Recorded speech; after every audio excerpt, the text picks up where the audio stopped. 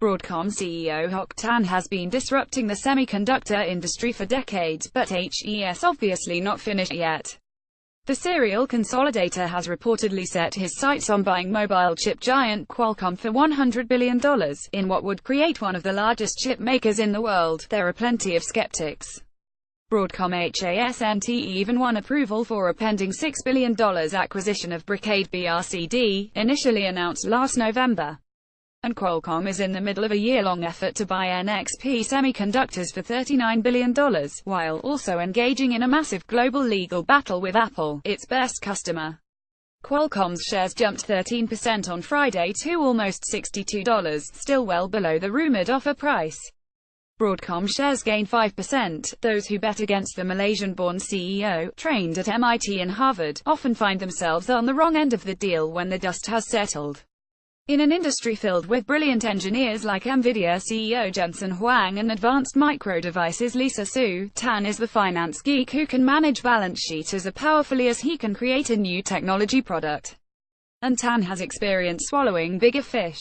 After building Avago Technologies into a medium-sized chipmaker, his $37 billion buyout of Broadcom AVGO in 2015 created a world-class titan, the third-largest chipmaker which retained the Broadcom name, with products for wireless communications, smartphones, data center servers and many more markets.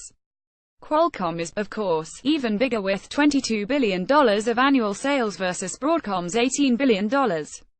Get data sheet, Fortune's technology newsletter.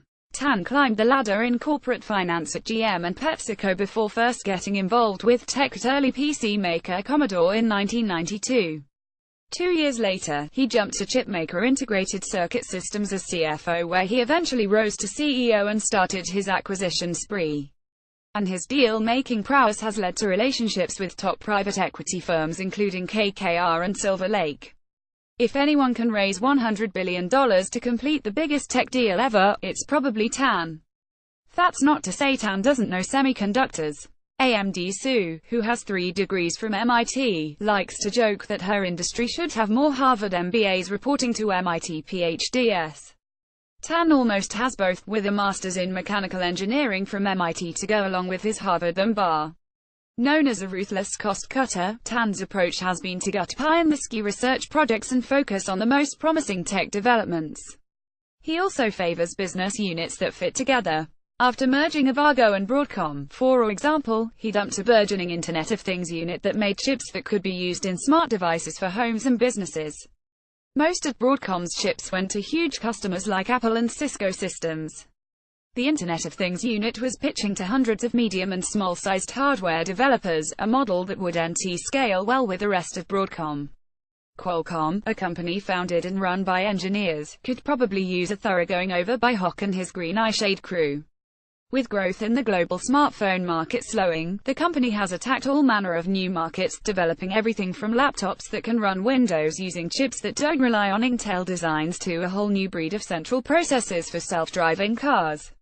Some of Qualcomm's problems with Apple seem to be of its own making since the company cut off rebate payments and stopped providing testing software. And antitrust regulators around the world are putting the squeeze on Qualcomm's high royalty rates that bring in billions in profits from smartphone makers. Qualcomm's stock was previously over $80 in 2014. Since then, it fell almost 40% until Friday's rumored deal sparked a huge rally Wall Street may not believe yet, but a dose of Tan's financial brilliance may be just what Qualcomm needs to get back on track.